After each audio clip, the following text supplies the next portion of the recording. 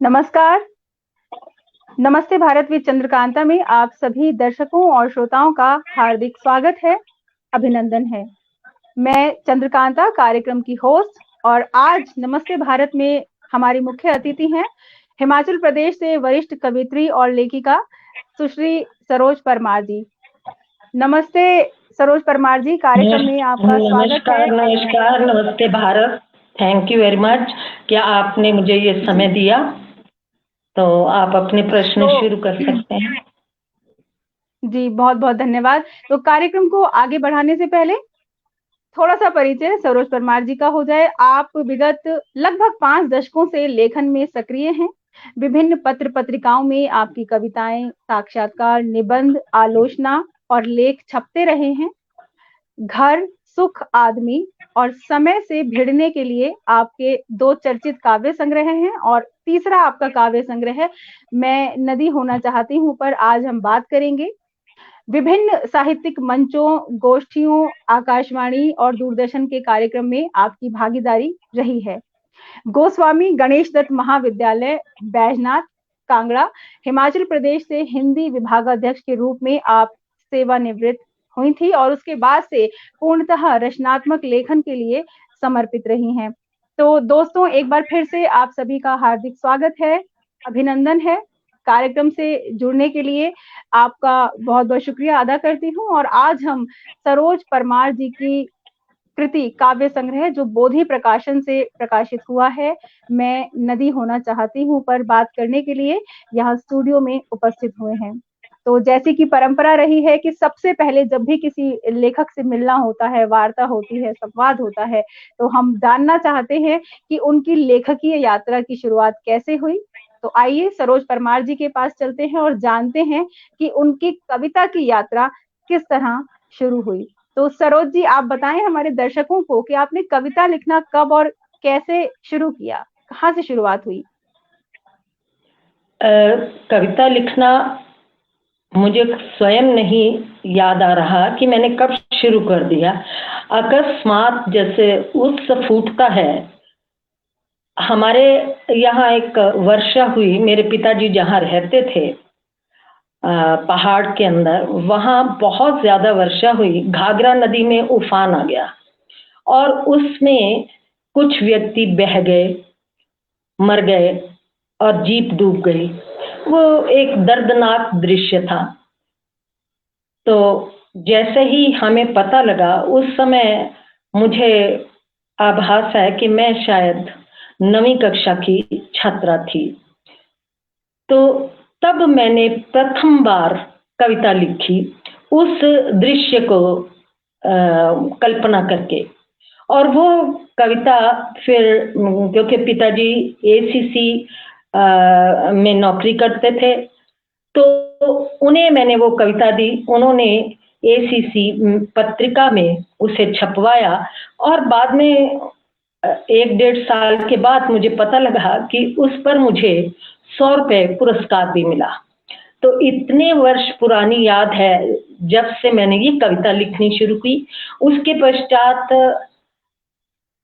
जब मैं 11वीं में थी, 12वीं में थी, उस समय की कुछ कविताएं मेरे पास हैं, लेकिन मेरा लिखना लगभग जारी रहा और मैं अपने पाठशालाओं में मंच पर भागीदारी करती थी और अपनी कविताएं सुनाना पसंद करती थी। लोग दूसरों की कविताएं सुनाते थे, लेकिन मैं उस समय भी सिर्फ अपनी ही कविता सुनाती थी और इस प्रकार ये कविता यात्रा मेरी प्रारंभ हुई। बहुत सुंदर। उसके पश्चात फिर महाविद्यालय में मुझे बहुत मौका मिला, क्योंकि मैं वहां पर संपादक बन गई अपनी पत्रिका की। तो वहाँ बहुत अधिक समारोह होते थे। तो उन समारोहों में मुझे हमेशा भागीदारी करने का और मंच संचालन करने का जो अवसर मिलता रहता था। मुझे सबसे गौरवपूर्ण पल वो याद है जब मुझे हमारे शिक्षा मंत्री संपूर्णानंद जी का कार्यक्रम था उसका मंच संचालन भी किया और मैंने अपनी कविता भी पढ़ी और उन्होंने मुझे पुरस्कृत भी किया। तो वो दिन मेरे लिए बहुत बड़ा था। उसके पश्चात मुझे एक अखिल भारतीय कवि सम्मेलन रुड़की में हुआ और उसमें भी मुझे भागीदारी करने का अवसर दिया गया। अपने पूरे महाविद्यालय में से केवल मैं ही थी जिन्हें देवराज दिनेश जी के साथ, दिनकर जी के साथ और बच्चन जी के साथ पढ़ने का मौका मिला। उसमें मुझे सबसे पहले कविता पढ़ाई गई, तो मुझे बहुत लोगों ने बहुत प्यार दिया, बहुत स्नेह दिया। तो इस प्रकार करते करते मैं विश्वविद्यालय में पहुंची कुरुक्षेत्र में और वहां भी जाकर फिर पत्रिका की मैं ही संपादिका बनी और उस संपादकत्व से मुझे बहुत लाभ हुआ। बहुत जगह पर कविताएं लिखनी, पढ़नी और प्रकाशन होना मेरा शुरू हो चुका था। उस काल में मैंने, लेकिन उस समय की जो कविता थी वो गीत थे, गीत और रुबाई, क्योंकि संभवतः उस समय तक मेरे पास कोई ऐसा व्यक्ति नहीं था जो मुझे सही तरीके से ये बता पाता कि कविता का आजकल शैली क्या है। लेकिन विश्वविद्यालय में जाने के पश्चात ही मुझे ये आभास हुआ, मुझे अपने प्रोफेसर साहिबान से ये ज्ञात हुआ कि कविता आजकल खुली लिखी जा रही है और इस प्रकार से लिखिए। तो तब मैंने ये कार्यक्रम, ये लिखना पढ़ना शुरू किया। जी, बहुत अच्छा लगा जी। आप कुछ और भी कहना चाहती हैं तो प्लीज कहें आप। हाँ, उसके पश्चात मैंने, जैसे ही मेरी पढ़ाई पूरी हुई, मुझे नौकरी अकस्मात मिल गई बैजनाथ कॉलेज में और मैं वहीं से अंत में सेवानिवृत्त हुई। तो वहां पर भी मेरी कविता लिखना जारी रहा। वहां सांस्कृतिक दल की मैं हमेशा कन्वीनर रही और साथ ही साथ मैं पत्रिका भी प्रकाशित करती रही। तो इस तरह से लेखन से मेरा संबंध हुआ और लेखन के साथ साथ मैं अपने विद्यार्थियों को इसके लिए प्रोत्साहित करती रही और बहुत से विद्यार्थी आगे चलकर इस समय हिमाचल के बहुत माने जाने माने कवि कहलाते हैं। तो ये मेरे लिए एक उपलब्धि की तरह है कि मैंने खुद तो लिखा, लेकिन मेरे विद्यार्थियों ने मुझसे भी ज्यादा नाम कमाया और ये मुझे बहुत अच्छा लगा। तो ये मेरी यात्रा शुरुआत थी और जब मैं सेवानिवृत्त हुई तो फिर मुझे प्रकाशन की इच्छा हुई कि मुझे प्रकाशन पत्रिकाओं में तो होती थी, लेकिन मैंने अपनी अकेले की पुस्तक नहीं निकाली थी। उससे पहले बहुत सारे संकलनों में आ चुकी थी। तो हिमाचल जो सरकार है, इसकी भाषा संस्कृति विभाग ने मुझे बहुत प्रोत्साहन दिया। उस काल में जगदीश शर्मा जी थे, उन्होंने, और फिर इसके साथ ही वशिष्ठ जी थे, सुदर्शन वशिष्ठ, इन्होंने उस काल में मुझे बहुत अधिक प्रोत्साहन दिया और मेरी कविताएं इन दिनों में प्रकाशित होनी शुरू हुई। मैं मंचों पे प्राय जाती आती रहती थी और इसके साथ ही डॉक्टर फुल के का मैं आभार प्रकट करती हूँ कि उन्होंने मुझे रचना मंच के साथ जोड़ा और मेरा ये काव्य यात्रा तीव्रता से चल पड़ी। इसके साथ ही मैंने फिर अन्य चीजें भी लिखी, निबंध जिसकी मुझे समझ थी, यहाँ तक कि मैंने एकांकियां भी लिखी, बाल कहानी भी लिखी और निबंध लिखे बहुत से, फिर फीचर लिखे। 2 साल 3 साल तक मैं जागरण के लिए काम करती रही, जागरण को फीचर अपने भेजती थी। तो इस प्रकार रेडियो स्टेशन जाना, रेडियो स्टेशन में काम करना, तो ये मेरी काव्य यात्रा इस प्रकार से प्रारंभ हुई थी और ये अभी तक तो चल रही है, धीमे धीमे ही सही। बहुत धीमे पर चल रही है।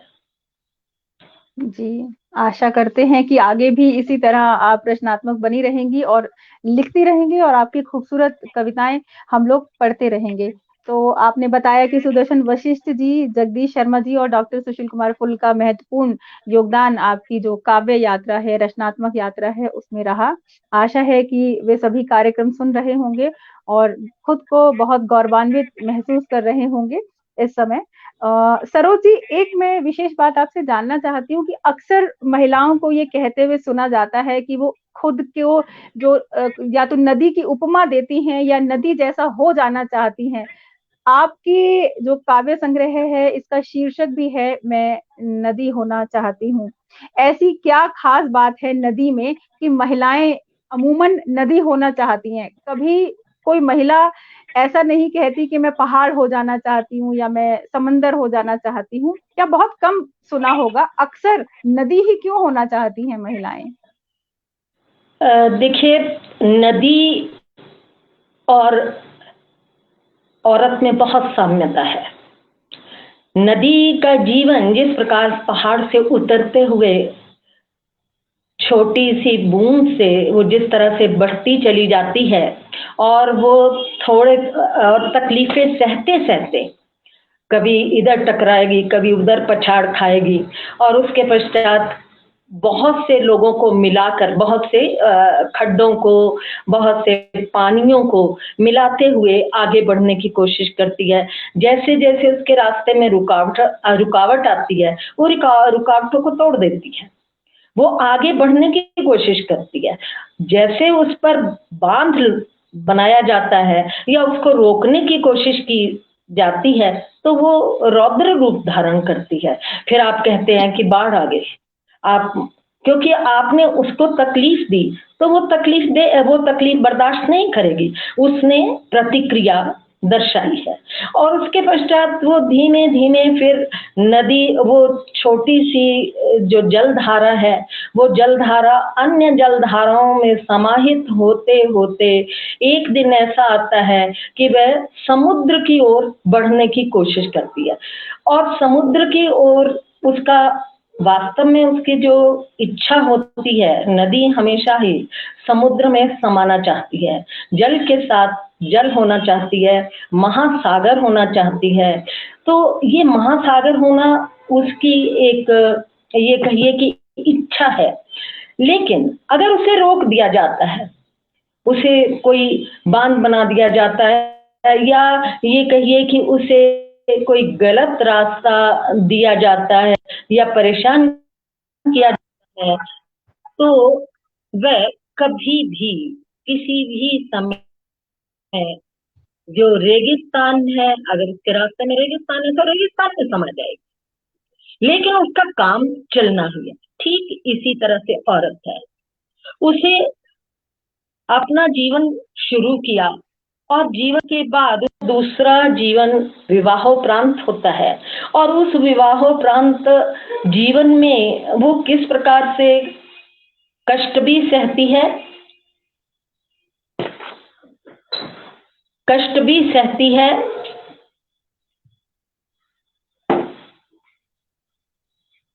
क्या हो रहा है?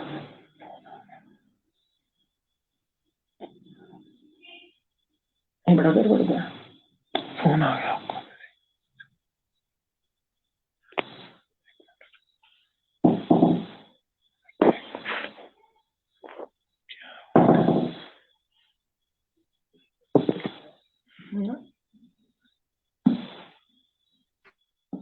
आवाज आ रही है? आवाज आ रही है? जी, आप जी, बिल्कुल आ रही है, आप जारी रखें। जी, तो नदी की यात्रा के समान ही नारी की यात्रा है। नारी समाज की वर्जनाओं को तोड़ते हुए आगे बढ़ने का प्रयत्न करती है। अपने नया घर, नया माहौल, बच्चे, परिवार के नए सदस्य, सब कुछ को साथ लेकर, रिश्ते नातेदारी सबको साथ लेकर बहने की कोशिश करती है, जीवन यात्रा पूरी करना चाहती है। उसे बहुत सी समस्याओं का सामना भी करना पड़ता है, और उसकी यही कोशिश होती है कि वो इस परिवार रूपी समुद्र में मिल जाए, और उस परिवार के समुद्र में मिलने के लिए वो अनथक प्रयत्न करती है, परिश्रम करती है, स्वयं को तकलीफ भी देती है, लेकिन वो अपने मर्यादा में रहते हुए अपने रास्ते से भटकने की कोशिश नहीं करती। उसे अपने लक्ष्य को प्राप्त करना है, तो उसका समुद्र जो है वो शांति है। जिस प्रकार परिवार के अंदर शांति बनी रहे, माहौल बना रहे, अपने परिवार के समस्त सदस्यों की वो प्रिय बनी रहे, उनको सींचते सींचते आगे वो अपना जीवन यापन कर ले, उसकी हमेशा ही ये इच्छा हुई है कि वह अपने पति, अपने पुत्रों, अपनी पुत्रियों, अपने सास ससुर, नंदों या अन्य रिश्तेदारों के बीच चहेती बनकर अपना जीवन गुजार दे, और इस प्रकार का अंत उसके लिए बहुत प्रसन्नतादायक है। और इसके साथ साथ यदि वो और अन्य कामकाजी है तो भी उसका काम काज के अतिरिक्त घर परिवार ही उसके लिए महत्वपूर्ण होता है। ठीक वैसे ही जैसे कि आपके नदी का होता है, और नदी अंत में समुद्र में विलीन हो जाती है, और ये अंत में अपने शांति रूपी समुद्र में विलीन हो जाता है। तो दोनों के जीवन में शांति ही चाहिए। अपने आप को सच में देखा जाए तो मुझे लगता है इससे बड़ा समर्पण क्या होगा। औरत भी समर्पण करना चाहती है और नदी भी, दोनों का समर्पण जो है महत्वपूर्ण है। संभवतः इसीलिए जो औरत है उसको नदी के साथ मिलाया जाता है, नदी के साथ उसकी बात की जाती है, नदी जैसा ही उसे बनने की इच्छा होती है। लेकिन सबसे बड़ी बात ये भी है कि यदि नदी को भी रोका जाए तो वो रौद्र रूप धारण करती है। इसी प्रकार स्त्री को रोका जाए और वो उसके सहने सहिष्णुता के हद पार कर जाए तो वह भी अपना रौद्र रूप दर्शाने में पीछे नहीं रहती। वह भी सब कुछ दिखाती है कि जीवन जो है इतना आसान नहीं है कि तुम मेरे जीवन को मिटा दो। मैं अपना जीवन मिटने नहीं दूंगी, मुझे आगे बढ़ना है, आगे बढ़ना है। तो मुझे लगता है यही कारण होता होगा कि जिस वजह से हम ये प्रश्न इस प्रश्न को उठाते हैं कि नदी और नारी, इन दोनों में एक जैसी ही साम्यता है। तो सरोज जी ने बताया कि मूल रूप से जो औरत का चरित्र है और नदी नदी का चरित्र है, उसमें समर्पण जो है एक ऐसा साझा बिंदु है जो नदी और औरत होने को आपस में जोड़ता है, एक दूसरे की छाया को परिलक्षित करता है। कार्यक्रम में हमारे साथ दर्शक जुड़े हैं, देवराज डडवाल जी, वत्स देशराज शर्मा जी, अवधेश यादव जी, राकेश कुमार जी, आप सभी का हार्दिक स्वागत है, अभिनंदन है। नेपाल सिंह जी भी जुड़े हैं हमारे साथ, आपका भी स्वागत है। और वत्स देशराज जी ने लिखा है कि नारी से ही भूतल का धर्म सुरक्षित है। किसी ने आपकी एक कविता सुनने की फरमाइश की है, जरा दिखाएं। देवराज जी ने कहा है, हाँ मैंने नादानी की, सूरत से छेड़खानी की, सुनाइए। तो क्या आपके पास ये कविता उपलब्ध है सरोज जी? तो हमारे दर्शक आपसे ये कविता सुनना चाहते हैं। अभी कुछ मिनटों में, मैं कुछ समय के पश्चात ये कविता अवश्य में सुनाऊंगी आपको। जी जी। तो सरोज जी, आपने जी, लिंक खराब हो रहा है। सरोज जी आप बोलें, आपकी आवाज साफ आ रही है, आप बोलते रहें, आपकी आवाज साफ आ रही है। अगला जो बात है मैं आपसे जानना चाहती हूँ कि नदी आपकी कविता का शीर्षक है। कभी जिस समय आपने नदियों के मुहाने बैठकर कविताएं लिखी होंगी, उस प्राकृतिक सौंदर्य पर कविताएं लिखी होंगी, और आज जब हमारे सामने नदियां सूख रही हैं, नदियां भी विस्थापित हो रही हैं, ऐसे में कितनी पीड़ा होती है और कैसा लगता है नदियों विकास के नाम पर नदियों पर मनुष्य का ये हस्तक्षेप देखकर।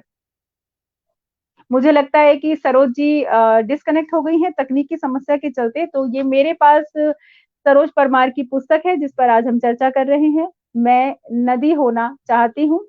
तो जब तक सरोज जी जुड़ती हैं हमारे साथ कार्यक्रम में, एक उनकी मैं खूबसूरत सी कविता आप लोगों के सामने पढ़ना चाहती हूँ।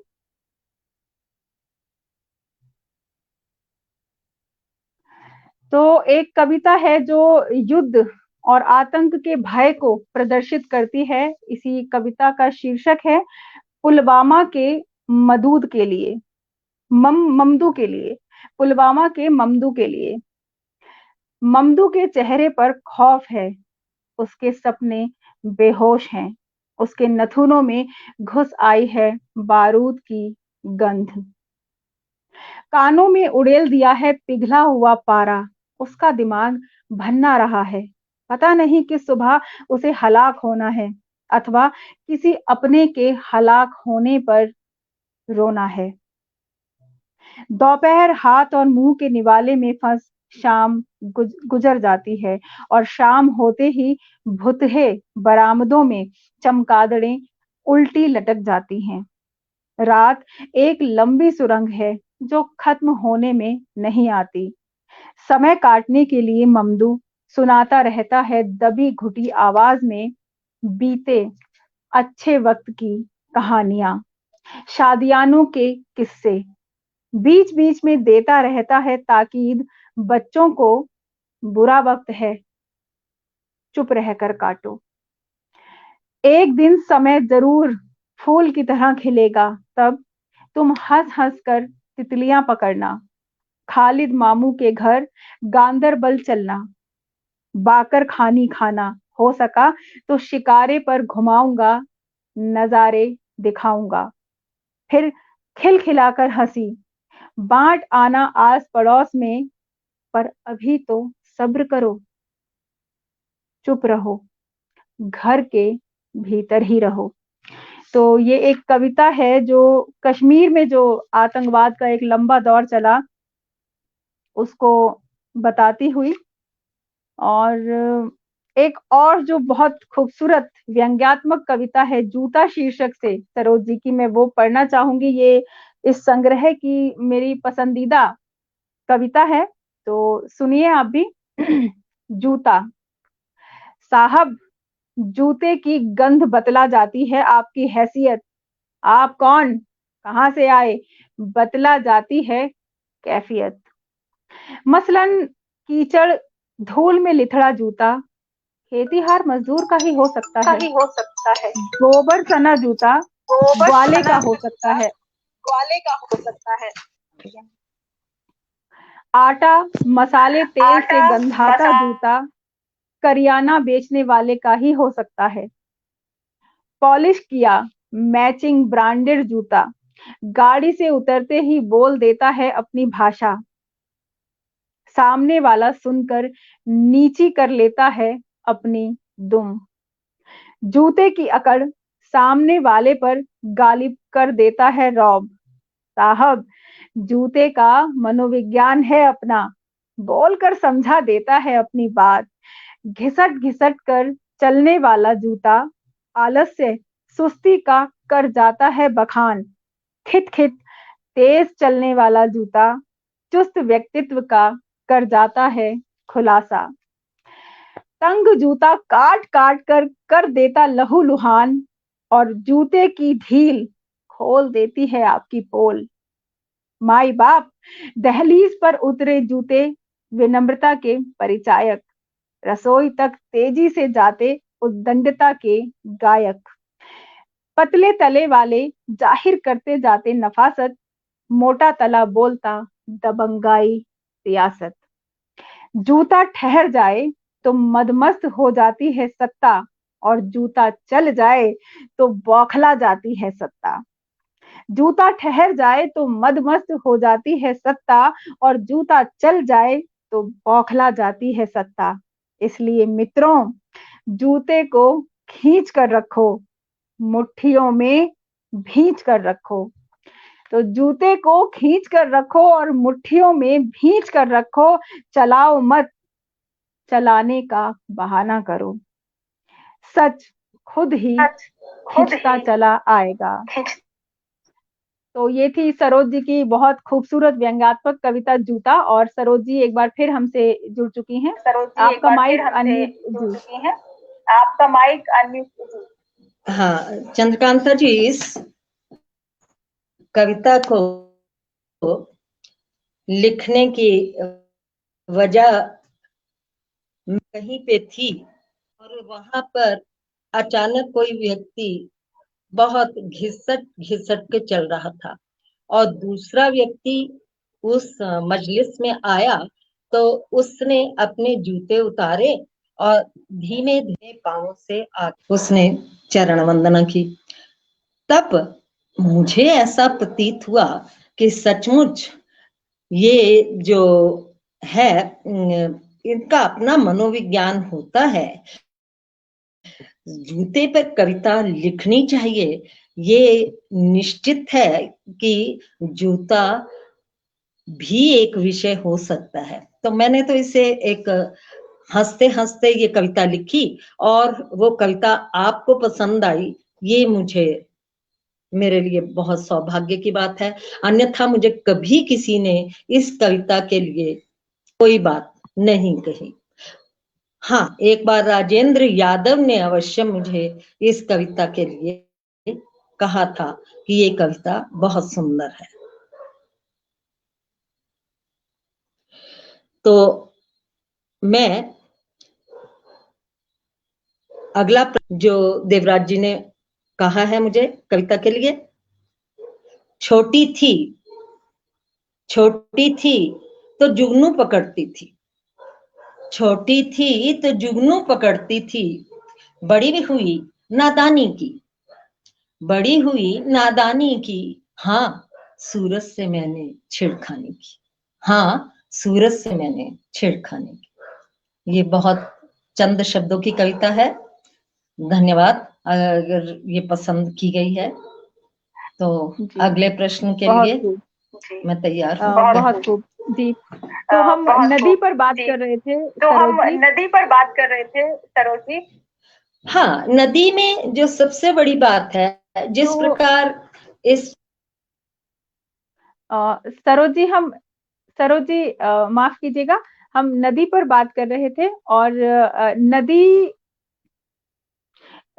हमारे जो मनुष्य होने की जो विकास यात्रा है उस दौरान नदियों में हमने बहुत अधिक हस्तक्षेप किया है, सभ्यता या निर्माण के नाम पर, विकास के नाम पर। एक समय रहा होगा, क्योंकि हम प्रकृति हम सभी की प्रेरणा है, हम सभी नदियों को देखते हैं, पक्षियों को देखते हैं, पहाड़ों को देखते हैं, समंदर को देखते हैं और फिर कविता लिखने बैठते हैं, अपने मन के भावों को प्रकट करते हैं। तो आपने भी जाहिर सी बात है बहुत सारी कविताएं नदियों को देखकर लिखी होंगी या नदी के मुहाने पर बैठकर लिखी होंगी। आज नदियां जो हैं लगभग सूख चुकी हैं। बहुत सारे कारण हैं, बांध बनाए जा रहे हैं, रिजर्वायर बनाए जा रहे हैं, पानी रोका जा रहा है विकास के नाम पर। और ये जो इस हस्तक्षेप को लेकर आपका क्या कहना है? कैसा लगता है कि जिन नदियों के मुहाने आपने कविताएं लिखी, आज जब वे नदियां ही सूख गई हैं, तो कैसा महसूस होता है एक लेखक होने के नाते?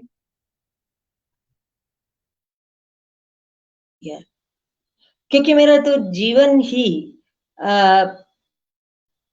नदियों के किनारे ही बीता है। जहां जहां रही मैं नदी अवश्य मिली मुझे। और नौकरी में भी पहले गंगा, घाघरा और उसके पश्चात मुझे बिनवा या बिंदुका जिसे कहा जाता है और अब न्यूगल।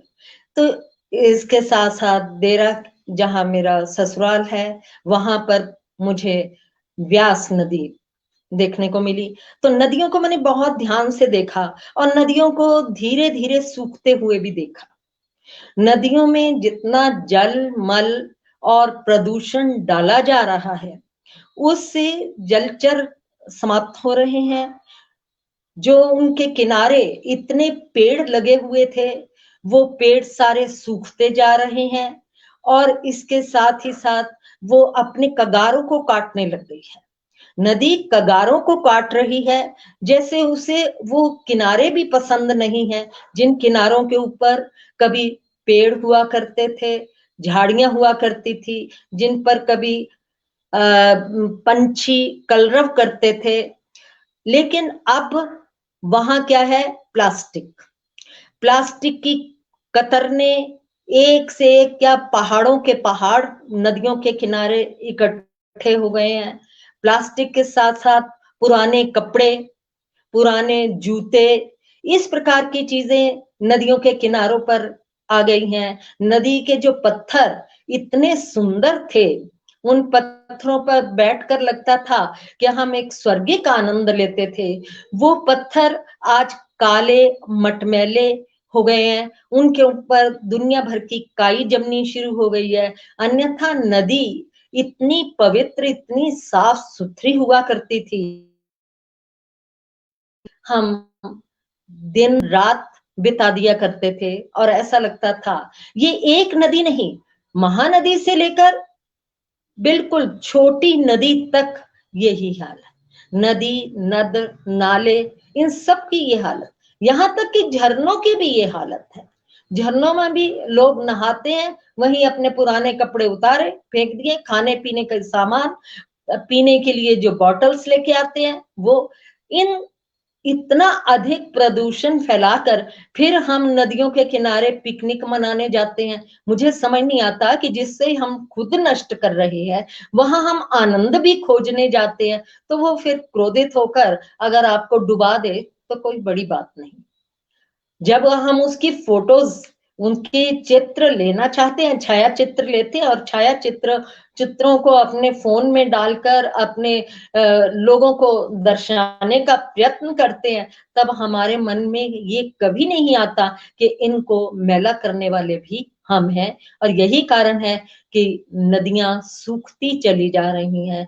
ऐसा ना हो एक दिन नदी के किनारे रहने वाले जो हैं वो पानी के प्यासे रह जाएं।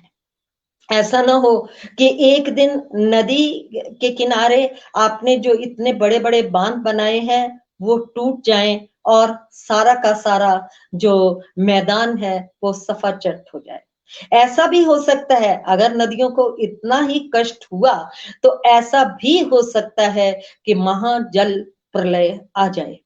और ये भी हो सकता है कि नदी नाम की चीज ही ना बचे, जैसे कि आज बहुत सी छोटी छोटी नदियां सूखती जा रही हैं। जैसे आज हम, कभी सरस्वती भी थी लेकिन उस सरस्वती सूख गई, आज हम उस सरस्वती को खोजने का प्रयास कर रहे हैं। उस पे अनेकों रिसर्च चल रही है, अनेक प्रकार के शोध किए जा रहे हैं कि यहाँ से निकलती थी नदी। नदी तो वो चीज है जिसके किनारे सभ्यताएं बसी, तो सभ्यताओं का क्या होगा? सभ्यताएं तो खत्म कर दी। नदी खत्म करोगे सभ्यताएं खत्म होंगी, मनुष्य खत्म होगा, संवेदनाएं खत्म होंगी। और उसके पश्चात फिर हम तो यही सोच सकते हैं कि ऐसे व्यक्ति होगा जो रूखा सूखा खाता होगा, ना उसके पास अन्न होगा, ना उसके पास जल होगा, कुछ और ही उसका प्रकार का जीवन होगा। मनुष्य जाति तो शायद रह जाए, लेकिन मनुष्य जाति के आनंद सारे मिट जाएंगे। तो मुझे तो बहुत पीड़ा है इन जिस तरह से मैंने देखा कि पेड़ कटते हैं, जंगलों के अंदर पेड़ काट काट के डाल दिए जाते हैं कि नदियों के द्वारा बहाकर लाकर उनको मैदानों में निकाल लिया जाता है, चुपचाप से निकाल लिया जाता है। ये तस्करी है एक तरह की। लेकिन आपने कभी देखिए कि ऊपर से जिस समय आप फेंकते हैं उन पेड़ों को, पेड़ तो नष्ट होता ही है, और नदियां जिस तरह से छटपटाती हैं, नदियां जिस तरह से उन पेड़ों को ढोने की कोशिश करती हैं, धीमे धीमे वो ऐसा लगता है सिसक रही हैं, रो रही हैं। उनका मन नहीं होता, उन पेड़ों को वहीं छोड़ने का दिल होता है, लेकिन पीछे से उनको आगे से आगे बहाने की कोशिश की जाती है। उसके साथ तनो कूड़ा भी आता है, वो कूड़ा करकट भी उन पेड़ों के साथ आता है। तो नदियां सूख रही हैं, नदियां बहुत कष्ट में हैं। हालांकि सब सरकारें नदियों को शुद्ध करने के लिए बहुत सी योजनाएं बना रही हैं, लेकिन कहाँ कहाँ हो पाया ये सारा काम? एक बार योजना बनती है, उसे नदी को साफ किया जाता है, थोड़े दिन के पश्चात ही उसमें प्रदूषण, मैला, मल जो कुछ है वो डाल दिया जाता है, वो और अधिक गंदी हो जाती है। यही कारण है जिस गंगा के जल को हम अमृत मानकर अपने घरों में ले जाते थे, आज उस गंगा के जल को हम पान करना तो दूर, उसके अंदर आज वनस्पति तक नहीं हो पा रहा। तो मेरे ख्याल है नदियों की दुर्दशा तो बहुत अधिक और पीड़ादायक। जी सरोजी, एकदम ठीक बात कही आपने। एकदम ठीक बात। आपने सैनिकों पर भी बहुत सारी कविताएं लिखी हैं, तमाम यू सिंह लापता है, ये हम आपसे सुनना भी चाहेंगे अभी थोड़ी देर में। तो सैनिकों की कहानियों को अमूमन मीडिया द्वारा ग्लोरीफाई करने का एक चलन है, बहुत ग्लोरीफाई किया जाता है हमारे सैनिकों की शौर्य गाथाओं को। लेकिन जो असली बात है, जो जमीनी बात है कि उनके परिवार को, सैनिक की शहादत के बाद सैनिकों के जो परिवार हैं, बच्चे हैं, माता पिता हैं, उन्हें भुला दिया जाता है और एक अपनी ही तरह की सियासत चलती रहती है। राजनीति हो या मीडिया हो, दोनों ही अपनी अपनी राजनीति करते हैं। इस पर आप क्या कहेंगी? और दूसरा ये कि सैनिकों पर कविता लिखने की प्रेरणा जो है वो आपको कहाँ से मिली? सबसे पहले बात बताऊं कि जैसे ही मैं हिमाचल के अंदर अपने सेवा करने के लिए आई, बैजनाथ कॉलेज में मैंने एक पुस्तक पढ़ी, हिमालय की लाल छाया पर, हिमालय पर लाल छाया। ये मैं उन दिनों में हिमाचल के बारे में लगभग नहीं जानती थी, तो मुझे ज्ञात हुआ कि ये पुस्तक राजनेता शांता कुमार जी द्वारा रचित है। उस पुस्तक को मैंने जैसे पढ़ा, पढ़ने के पश्चात मेरा मन इस सारा जो यहाँ की स्थितियां हैं, यहाँ के सैनिक हैं, उनके विषय में पढ़ते पढ़ते 1962 की युद्ध के, क्योंकि मैं पढ़ती थी और हमने अपने स्कूल के अंदर बहुत स्वेटर बनाए थे। उन दिनों में हमारे भारत के अंदर मशीनें नहीं थी, तो हाथ से ही बुन बुन कर स्वेटर हम इन्हें देते थे। तो मुझे याद है कि हमने कितने महीने रात दिन घर में ऊन ले जाते थे, स्कूल में बैठे बैठे, कोई क्लास नहीं लगती थी और हमें यही करना पड़ता था। तो वो दिन मैंने देखे हुए थे और मुझे ज्ञात भी था कि 1962 में हम पराजित तो हुए थे और उस समय बहुत शहादतें हुई थी, शहीद हुए थे उन दिनों में। तो वो एक था। लेकिन जो ये कविता, जिस कविता की आप बात कर रहे हैं, वो कविता ऐसी नहीं है जिसे आपने शायद समझने में कोई भूल की है। ये कविता, मैं ये भी नहीं कहूंगी कि कोई भी सत्ता जो आती है वो सैनिकों का ध्यान नहीं रखती। सैनिकों को अब तो बहुत ज्यादा सुविधाएं हैं, संभवतः उस समय देश के अंदर बहुत पैसा नहीं था, तो हम शांति का राग ही अलापते रह गए और इस वजह से सेनाओं पर कम खर्च होता है। लेकिन इस कविता में समस्या और है। ये समस्या ये है कि सेना के अंदर जो लोग तो सामने युद्ध में मारे जाते हैं वो शहीद कहलाते हैं, कुछ जख्मी हो जाते हैं, घायल हैं, वो घायल होते हैं, कुछ ऐसे होते हैं जिनको वापस घर भेज दिया जाता है क्योंकि उनकी बाजू कट गई, हाथ कट गया, उनको पेंशन देकर घर भेज दिया जाता है, उनकी प्रमोशनें रुक जाती है। लेकिन सेना में कुछ ऐसे भी लोग होते हैं जो ना तो मरते हैं, ना उनके अंग कटते हैं, वो लापता होते हैं। और उन लापता लोगों के लिए उनकी पीड़ा कितनी बड़ी है कि उनके परिवार वालों को ना तो शहीद होने का दर्जा दिया जाता है कि आपका बेटा या आपका पति शहीद हो गया, और ना ही उन्हें ये कहा जाता है कि उनके प्राय शब्द प्रयोग किया जाता है कि वो भगोड़ा है, जबकि वो भगोड़ा नहीं होता। वो कुछ और ही कारण होते हैं कि वो मिल नहीं पाता। जब तक वो मिले नहीं, साक्षी नहीं है, साक्ष्य नहीं है, तो उसे आप ये नहीं कह सकते कि ये मर चुका है। ये सरकार की भी समस्या है और फौज की भी समस्या है कि वो उसे मृत्यु घोषित नहीं हो सकती उसकी, जब तक उसका कोई हिस्सा मिल जाए, या उसका शरीर मिल जाए, या उसका कोई सामान मिल जाए, या उसका कोई पत्र मिल जाए। तो ऐसी अवस्था में जो हमारे सैनिक है, इनकी पीड़ा बहुत बड़ी है। 1962 के युद्ध के काफी समय तक हमारी फौजों में बहुत से लोग लापता थे। उन लापता लोगों के लिए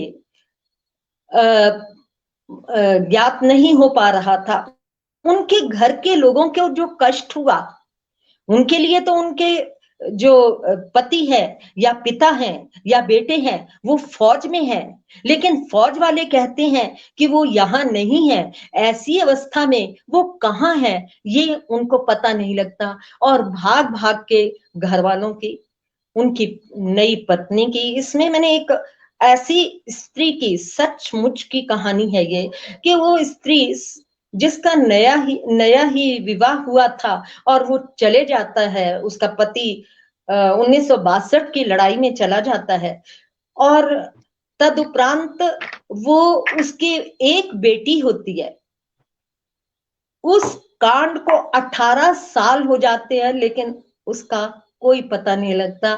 मां एक अंधेरे कोने में बैठी हुई पगला सी जाती है, उसका बेटा आया नहीं, उसका बेटा मरा नहीं, उसका बेटा पता ही नहीं है कि है कहाँ।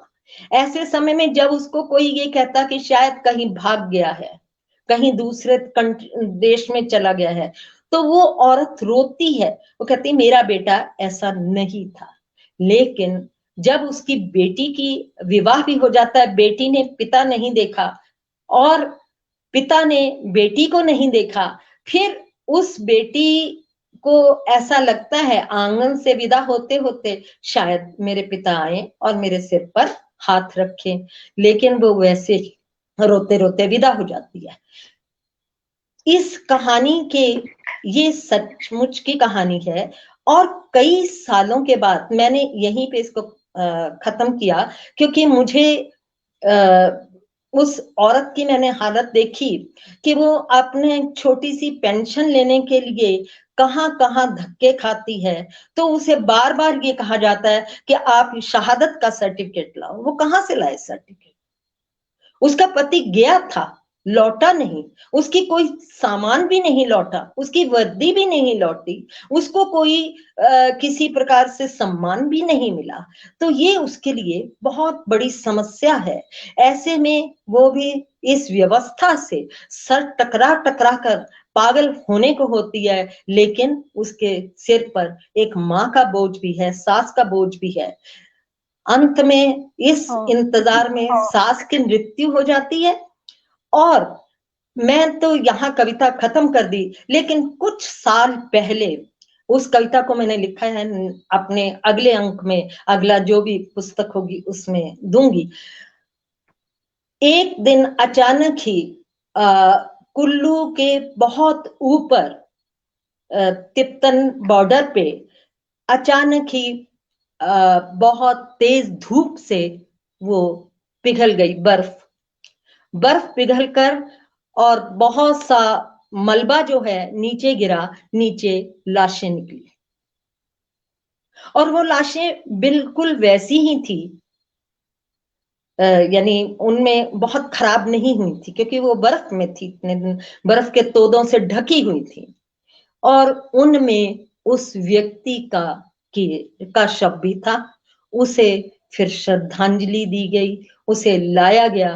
तो आप ये स्थिति समझिए कि उस औरत की पीड़ा, जिसने 30 साल तक यही पीड़ा सही कि उसका ना तो वो विधवा है, ना वो सधवा है, ना उस शहीद की बीवी है। तो ऐसी अवस्था मैंने इस कविता के अंदर दिखाई, और ये इस को जो बताया था मैंने, उस किताब में ही पढ़ा था और उस पुस्तक से पढ़ के मैं इतनी प्रेरित हुई कि मुझे लगा कि उस औरत से मिलना भी चाहिए और बात भी करनी चाहिए। तो आप देखिए कि पीढ़ियों की पीढ़ियां खत्म हो जाती है, तो मुझे भी ऐसा महसूस होता है कि जो लोग फौज में गुम होते हैं उनके बारे में सरकार जरूर सोचे, क्योंकि उनके परिवारों का दुख संभवतः बहुत बड़ा है। आज उसकी पत्नी भी नहीं है, आज उसकी माँ भी नहीं है वो, और बस एक बेटी है, पता नहीं किस गांव में ब्याही हुई है,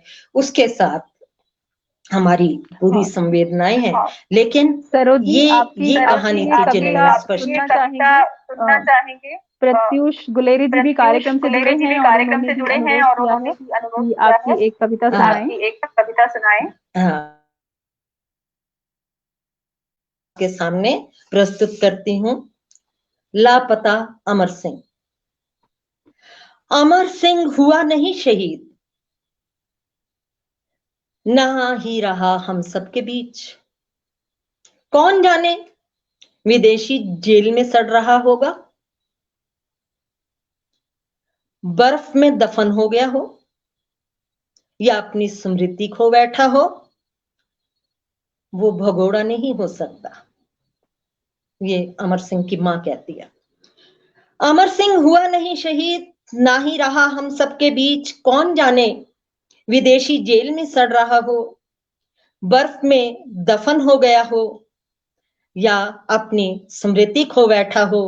वो भगोड़ा नहीं हो सकता।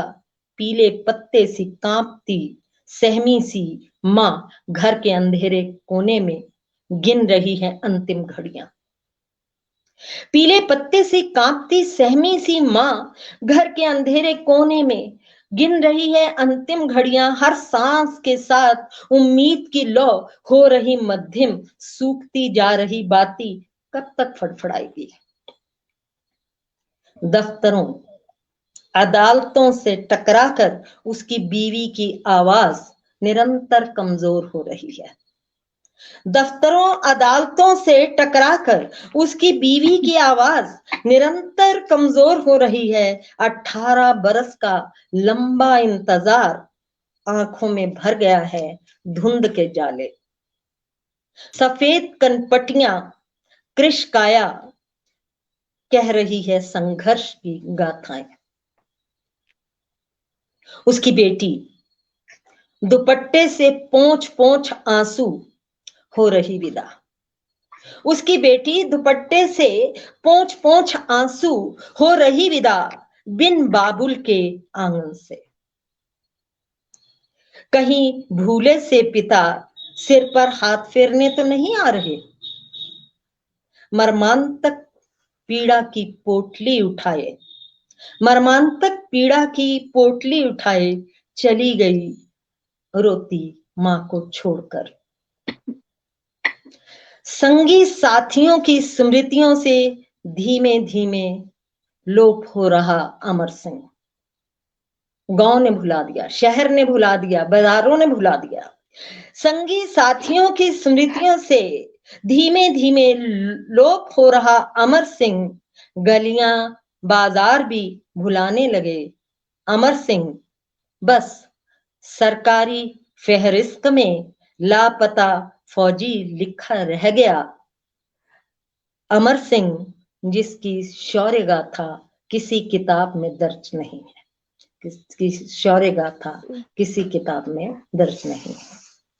जी बेहद धन्यवाद। ये बड़ा और मर्मांतक इस कविता को लिखते हुए भी जितनी मुझे पीड़ा हुई थी, मुझे लगता है सुनाते हुए और इस संदर्भ को छेड़ते हुए भी उतनी ही पीड़ा हुई। जी क्योंकि समय थोड़ा ही बचा है और आपकी कविताएं सुनने की फरमाइश बहुत अधिक आ रही है, तो सरोज जी आपसे निवेदन है कि आप आपकी पसंद की एक कविता और सुनाएं। कविता सुननी है, प्रश्न नहीं, समाप्त है। हाँ नहीं चलिए, प्रश्न भी है, लेकिन पहले आप कविता सुनाएं और फिर ठीक है। मैं एक कविता सुना रही हूँ आपके सामने, घड़ी। बड़ी, क्योंकि माहौल बड़ा उदासी भरा हो गया, तो इसे हम एक खुशगवार माहौल में चलते हैं। घड़ी की सुइयों के साथ फिरकी बनी घूमती रही। घड़ी की सुइयों के साथ ये कामकाजी औरत की स्थिति है। घड़ी की सुइयों के साथ फिरकी बनी घूमती रही, थमती रही, घूमती रही। काश ये सुइयां टूट कर गिर पड़े और वक्त ठहर जाए। काश ये सुइयां टूट कर गिर पड़े और वक्त ठहर जाए, ताकि मैं सो लूं अपनी इच्छा से, खा लूं अपने मन से। जीभ को पता तो चले स्वाद के तीखेपन का। एक पैर से उचक उचक कर आंगन में खेल लूं। एक पैर से उचक उचक कर आंगन में खेल लूं। पकड़ लूं तितलियों को, गौरैयों के झुंडों को। खाऊं झरबेरी के खट्टे मीठे फल। चुराऊं कच्चे अमरूद, चुराऊं कच्चे अमरूद और पड़ी रहूं रज्जो बुआ के पिछवाड़े। चिल्लाते रहें घर भर के लोग, सुनकर अनसुनी कर दो। चिल्लाते रहें घर भर के लोग, सुनकर अनसुनी कर दूं। सब मेरे लिए परेशान होते रहे और मैं खुश होती रहूं। उम्र के कितने ही चुलबुले लम्हे, उम्र के कितने ही चुलबुले लम्हे चुरा लिए बैरी वक्त ने। प्रार्थना है मित्रों, प्रार्थना है मित्रों मेरे परिजनों, अंतिम वेला में मेरे आसपास घड़ी मत रखना। प्रार्थना है मित्रों मेरे परिजनों, अंतिम वेला में मेरे आसपास घड़ी मत रखना। इसकी गिरफ्त से छूट चुपचाप भाग लूं और बरसों बाद वक्त मुझे ढूंढता फिरे। बरसों बाद वक्त मुझे ढूंढता फिरे। बहुत धन्यवाद। बहुत खूबसूरत, बहुत ही प्यारी कविता है, बहुत संवेदनशील, जहाँ घड़ी की सुइयों की बरक्स एक औरत की जो पीड़ा है उसे उकेरा है। और बहुत खूबसूरत। मुझे लगता है इस कविता पर भी बहुत विस्तार से बात होनी चाहिए, और इस कविता पर प्राकथन में भी इसका संदर्भ दिया गया है। श्रीनिवास श्रीकांत जी ने खास तौर पर ये जो इसकी अंतिम पंक्तियां हैं कि काश ये सुइयां टूटकर गिर पड़ें और वक्त ठहर जाए। प्रार्थना है मित्रों मेरे परिजनों, अंतिम बेला में मेरे आसपास घड़ी मत रखना। बहुत ही मन को छू लेने वाली पंक्तियां हैं। मैं नदी होना चाहती हूँ पुस्तक से। और सरोज जी, मेरा आपसे जो आज का अंतिम प्रश्न है, और जाने से पहले हम आपकी एक कविता और सुनेंगे, लेकिन उससे पहले ये प्रश्न कि आप हमेशा कहती हैं कि स्त्री जो है वो विस्थापिता है। आपने स्त्रियों पर तमाम कविताएं लिखी हैं, घड़ी भी उन्हीं में से एक है। तो ये जो औरत विस्थापिता है हर जगह, इसका क्या अर्थ है? किन संदर्भों में आप ऐसा कहती हैं? जी, आजकल विस्थापन पे कविताएं लिखी जा रही हैं, विस्थापन पे ग्रंथ लिखे जा रहे हैं, उपन्यास लिखे जा रहे हैं कि वो उस देश से आ गया, वो इस प्रदेश से आ गया, वो इस प्रदेश से विस्थापित है। मेरा प्रश्न ये है कि आपको सबकी पीड़ा तो नजर आती है, लेकिन औरत जो सबसे बड़ी विस्थापित है। अब आप कहेंगे विस्थापित, विस्थापित उसे कहा जाता है जो एक जगह से दूसरी जगह रोपा जाता है। एक घर को छोड़कर दूसरे शहर में जाके वो विस्थापन है। एक शहर से दूसरे शहर, एक नगर से दूसरे नगर, एक प्रदेश से दूसरे प्रदेश, एक देश से दूसरे देश, यही विस्थापन है। लेकिन औरत का क्या? औरत तो कभी अपने घर में रही ही नहीं। औरत जहां बड़ी हुई, लड़की बड़ी हुई, उसे नए घर में दे दिया जाता है वही, और कहा जाता है कि यही घर है तुम्हारा।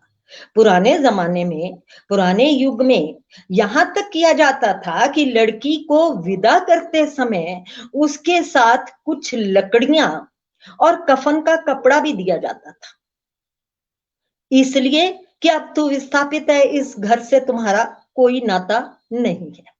कितनी बड़ी पीड़ा है उस औरत के लिए। वो खुश है कि दुखी है। एक पेड़ को आप लगाइए, एक पौधे को आप एक घर से ले जाकर दूसरे घर में लगाइए या एक तरफ से ले जाकर दूसरी तरफ लगाइए, वो भी कई दिन तक सही ढंग से चल नहीं पाता, तो फिर औरत कैसे चल पाएगी? वो अपने मन को कैसे समझा पाएगी?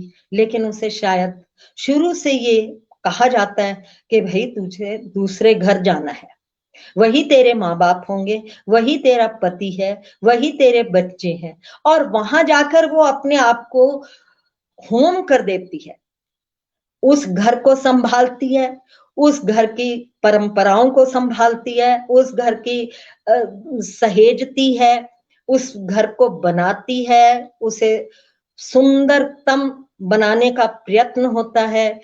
लगता है उसे कि कोई उसकी शिकायत ना करे, क्योंकि वो लेकिन वो अंत तक विस्थापित ही रहती है।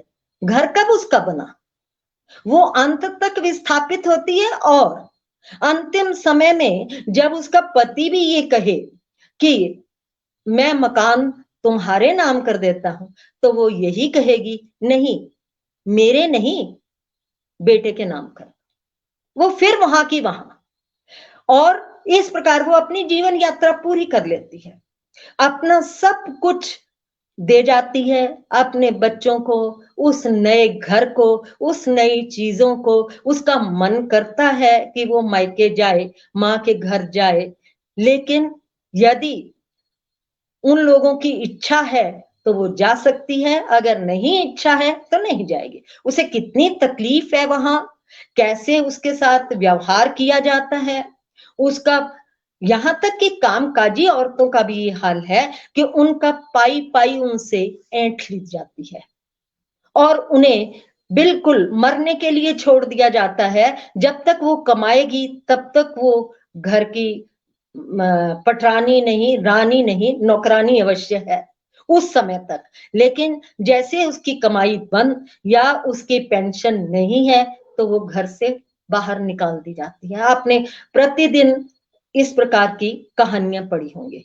तो मुझे लगता है कि औरत को विस्थापित कहना मुझे ज्यादा उत्तम लगता है कि हम ये कहें कि जम्मू कश्मीर के लोग हिमाचल में आ गया, वो विस्थापित हो गया, या वहां का एक पेड़ हिमाचल के अंदर आ गया, वो विस्थापित पेड़ है, वो हमारा पेड़ नहीं है, वहां का पेड़ है, या वहां की मिट्टी हमारे यहाँ आ गई।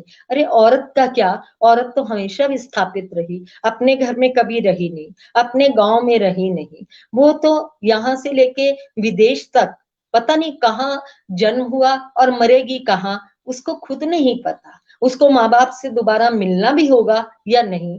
राजा रानियों की कहानियां या से लेकर, ये नहीं है कि आम औरत के साथ है, राजा रानियों की कहानियां से लेकर आज की औरत की कहानियां भी यही हैं।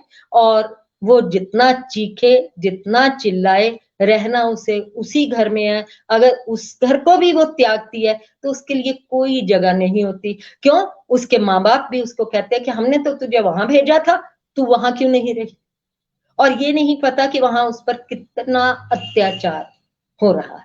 हालांकि अभी बहुत इस समय इस तरह के विमर्श आ रहे हैं कि औरतों को बहुत सुविधाएं भी दी जा रही हैं, लेकिन ये तो बिल्कुल आटे में नमक जैसा है। अभी भी औरतों की स्थिति बहुत बदली नहीं है। हमारे पहाड़ में औरतों को देख लीजिए जाके, किस तरह से बोझा ढोती हैं, किस प्रकार से वो गाय चराती हैं, किस प्रकार से खेतों पे हल चलाती हैं, आज भी किस प्रकार से सारा ये अनाज काटती हैं, घरों को संवारती हैं, और फिर जाकर दो रोटी खा सबको खिलाने के बाद ही औरत जो घर की घरनी है वो खाना खाती है, क्योंकि उसको यही सिखा के भेजा गया है। तो इससे बड़ा विस्थापन और क्या होगा? मुझे ये बात कहनी थी और आपने पूछ लिया तो मुझे बहुत अच्छा लगा। मैं अगली जो आ रही है पुस्तक, उसमें ये कविता भी होगी। जी बहुत खूब, और आप जरूर लिखिए और एक एक लेखक या कवि के माध्यम से ये जो समाज की पीड़ा है, या समाज के जो वंचित रह गए वर्ग हैं उनकी जो पीड़ा है, आह है, और वो सबके सामने आती है, और एक पाठक के रूप में हम देश और समाज की जो समस्याएं हैं या जो संभावनाएं हैं दोनों को ही समझ पाते हैं। और सरोज जी, जाने से पहले आपकी एक और हम कविता सुनना चाहेंगे। अनम्यूट। में अनुवाद हुआ है, कांगड़ी में व्यथित जी ने ये अनुवाद किया है। तो मेरे सामने इस समय वही कविता आ रही है, तो मैंने अलग सी कविता है, चाबी। जी बिल्कुल, स्वागत है। स्वागत है। हाँ। मिल गई अचानक एक दिन खोई हुई चाबी, मिल गई अचानक एक दिन खोई हुई चाबी, पर ये मिलना भी क्या मिलना, जब चाबी की नहीं रही कदर। ये मिलना भी क्या मिलना कि जब चाबी की रही नहीं कदर, हथौड़े की चोट खा खा कर टूटा ताला, तीन टप्पर बीनने वालों की बोरी में महीनों पहले समा गया है। हथौड़ों की चोट खा खा कर टूटा ताला, तीन टप्पर बीनने वालों की बोरी में महीनों पहले पा गया पनाह। याद है मुझे देर तक बंद दरवाजे पर लगे ताले को घूरती रही थी मैं। याद है मुझे देर तक बंद दरवाजे पर लगे ताले को घूरती रही थी अनवरत।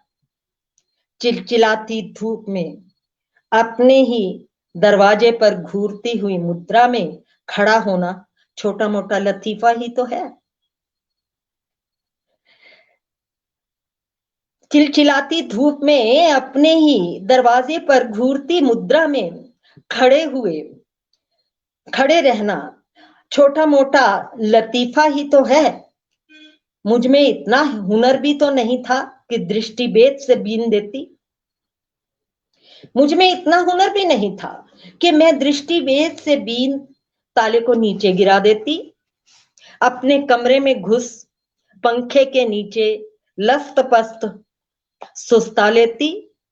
चौका बासन जैसे 100 काम निपटा लेती। स्कूल से लौटते बच्चों का नाश्ता भी बना लेती। इस कटीली धूप में अगर कोई देवता वर मांगने के लिए कहता, इस कंटीली धूप में कोई देवता गर वर मांगने के कहता, तो मुंह से बेसाख्ता निकल जाता, दे दो चाबी। बस यहीं पे एक औरत की इसमें भी पीड़ाएं हैं। चाबी खो गई है, लेकिन उसके मन में क्या चल रहा है, तो इस स्थिति को मैंने दर्शाने की कोशिश की।